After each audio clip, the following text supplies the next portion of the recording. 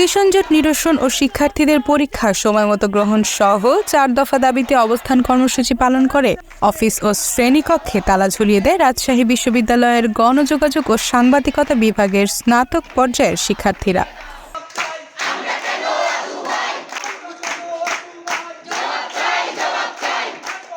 মঙ্গলবার 24 সেপ্টেম্বর সকাল 8টায় বিভাগের সামনে তারা এই অবস্থান কর্মসূচি পালন করেন।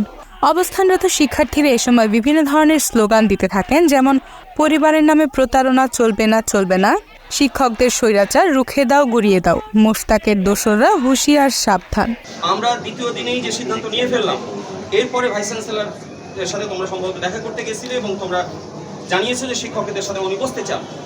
এক পর্যায়ে বিভাগের সভাপতি সহ অন্যান্য শিক্ষকরা এসে শিক্ষার্থীদের দ্রুত পরীক্ষা নেওয়ার আশ্বাস দিলেও শিক্ষার্থীরা দাবি করেন পুজোর ছুটির আগে সকল পরীক্ষা নিতে হবে। পরে শিক্ষক ও শিক্ষার্থীদের প্রতিনিধি দল উপাচার্যের সাথে সাক্ষাতে যায়।